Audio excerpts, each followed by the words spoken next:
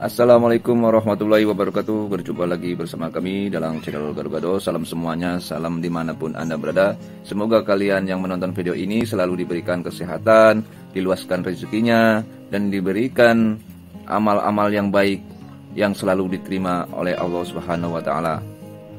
Pada kali ini saya akan membahas beberapa fenomena yang terjadi dalam kehidupan kita sebagai manusia, ya. Mengapa kita mempunyai daya pikat tinggi atau bahkan sebaliknya kita tidak mempunyai daya pikat tinggi? Misalnya kayak contoh, daya pikat itu adalah daya di mana karismatik seseorang laki-laki itu terpancar auranya sampai ke seluruh penjuru. Maksud penjuru ini di seluruh otak-otak alam bawah sadar lawan jenisnya. Nah, di situ yaitu berupa energi intinya, ya. Tuh, pada dasarnya manusia ini mempunyai energi netral semuanya, ya.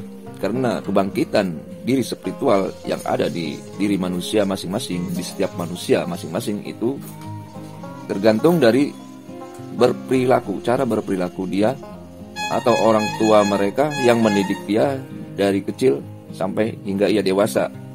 Itulah yang kadang-kadang berpengaruh di dalam kehidupan manusia, dalam kehidupan diri seseorang yang mempengaruhi diri kita ini. Energinya terpancar, daya pikat kita terhadap lawan jenis terbentang luas, walaupun seseorang itu tidak terlalu ganteng misalnya, ya, atau tidak terlalu cantik, ya. Mengapa mereka ini banyak digandrungi lawan jenisnya? Ya, cewek misalnya yang kelihatan biasa-biasa aja bisa mengalahkan, kalau dalam persaingan masa muda, ya gitu, bisa mengalahkan yang kategorinya cewek itu cantik, bisa terkalahkan dengan wanita yang biasa-biasa saja gitu, kayak lugu dan sebagainya. Nah, disitulah misteri dari energi yang terpancar di diri manusia itu, ya. Jadi sumbernya yaitu dari perilaku, ya, berperilaku manusia, karakter manusia itu tersebut, terus dari makanan gitu, ya. Dari makanan itu berpengaruh, ya. Apa yang kita makan, apa yang kita dapatkan itu berpengaruh bagi darah kita, ya. Sehingga makanan yang masuk berupa pendapatan yang positif, sehingga menimbulkan energi di dalam darah itu menjadi energi yang positif gitu, ya. Itulah mengapa sebabnya manusia itu kadang bingung, ya. Mengapa kok kita kalah saing dalam usaha atau dalam bercinta dan sebagainya, gitu. Pernah coba kita pikirin, ya, misalnya kita merasa ganteng atau merasa cantik, tapi kenapa kita bisa dikalahkan dengan teman kita yang biasa-biasa saja, atau orang yang di samping kita kelihatan biasa-biasa aja, tapi kita kalah saing terus gitu, ya, dalam urusan bercinta misalnya, ya. Lalu apa saja sih tips atau cara untuk meningkatkan daya pikat kita terhadap lawan jenis atau kerejekian atau usaha-usaha kita yang semakin seret dan semakin mampet, ya. Yang pertama, biasanya orang terdahulu itu mengadakan puasa, ya, yang seperti puasa mutih atau puasa ngerowot dan sebagainya, ya. Terus kita puasa selama waktu yang ditentukan sesuai dengan anjuran guru-guru kita tentunya, ya. Tentunya harus ada guru pembimbing, ya. Fungsinya apa kita berpuasa itu? Yaitu untuk menetralisir darah, ya, yang sudah kemasukan energi-energi negatif yang ditimbulkan dari makanan-makanan tadi. Jadi intinya mengosongkan, ya, menetralisir dari energi-energi negatif yang mengganggu energi kita ini menjadi terang, sehingga mengakibatkan energi kita ini menjadi redup lah, ya. Energi tetap ada, tapi powernya ini yang kurang kuat, sehingga orang terdahulu itu selalu ketika ada hajat yang ingin dicapainya, dia memohon kepada Tuhan, memohon kepada Allah untuk mencapai apa yang diinginkannya. Dengan berpuasa itulah, maka setelah kita berpuasa, insya Allah waktu kapan yang akan datang, segala usaha kita, segala ritual kita nantinya akan lancar dengan sendirinya, ya. Jadi aktif dilalahnya misalnya mau begini, mau usaha itu, dilalanya lancar, tidak ada gangguan ya. Tentunya setelah kita berpuasa juga, kita tidak boleh memakan hal-hal yang kurang baik gitu ya.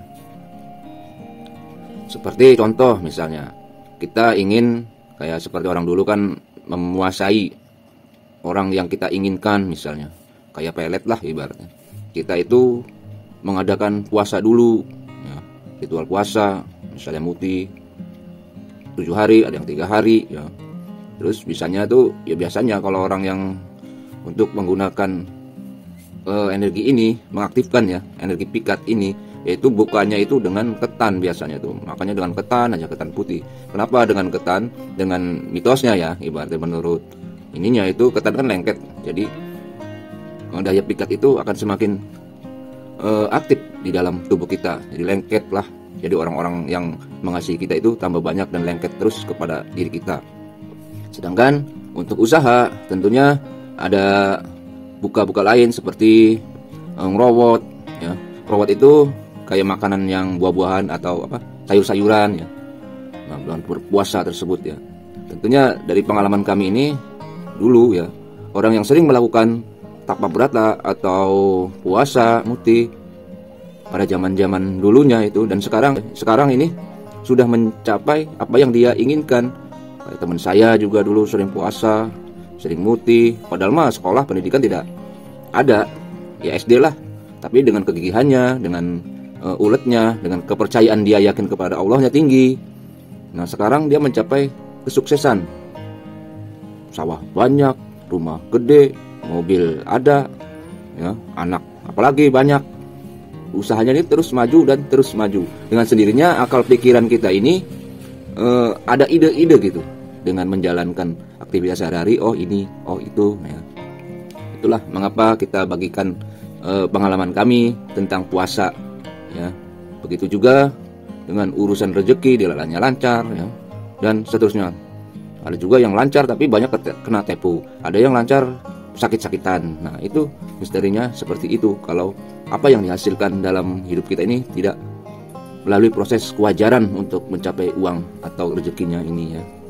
Dan kedua ada lagi yang dengan cara yaitu nazar lah ya.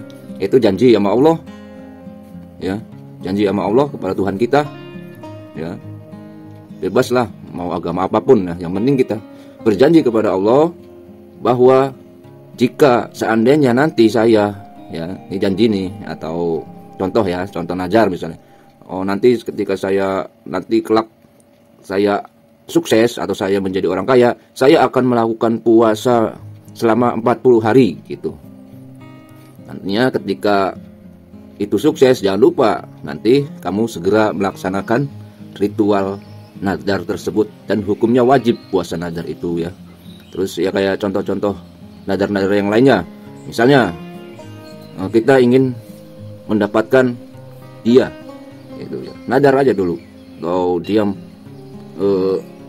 menyukai saya misalnya sebagai anak-anak muda ya, saya nanti berpuasa selama berapa hari gitu. Tentunya nazar ini ya sesuai dengan ukuran. Jangan kita minta kaya, nadarnya nanti kalau kaya kita nadar 10.000 ya, jangan. Tentunya nadar itu ya, ini ya ada ukurannya, sesuai ukuran. Misalnya nadarnya ini ya nantinya gede lagi gitu, sesuai ukuran. Jangan sembarangan ya nadar ini, walaupun kelihatan sepele, tapi insya Allah banyak orang-orang terdahulu itu menjadi terlaksana gitu ya. Ya tentunya dengan ilmu kalian masing-masing ya. Misalnya kamu punya kepintaran apa, keahlian apa tentunya ya. Ya misalnya ahli bengkel atau ahli dagang ya, biar dagangnya nggak bangkrut mulu gitu. Tentunya punya keahlian ya, walaupun ini nadar, walaupun ini, tapi kalau kamu malas-malasan ya susah. Intinya ini adalah yang sudah mempunyai keahlian, dan yang belum ya cepat-cepat mencari ilmu ya untuk mencapai apa yang kita inginkan. Ilmu kita gagal dalam melaksanakan aktivitas sehari-hari untuk mencapai usaha kita sehari, ya segeralah kita muatin perut kita, menetralisir dari gangguan-gangguan energi negatif yang ada di dalam tubuh, sehingga tubuh kita menjadi bersih kembali. Ya itu saja yang bisa saya sampaikan atas dasar dari pengalaman kami ya. orang-orang terdahulu itu banyak bercerita, dan dari kawan-kawan yang sekarang menjadi sukses juga saya mudah-mudahan sukses selalu ya. Dari pengalaman itulah saya bagikan, semoga bisa bermanfaat, dan tentunya percaya dan tidaknya Anda sendiri yang menilai ya.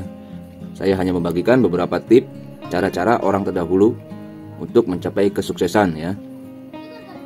Akhir kata, saya undur diri. Wassalamualaikum warahmatullahi wabarakatuh.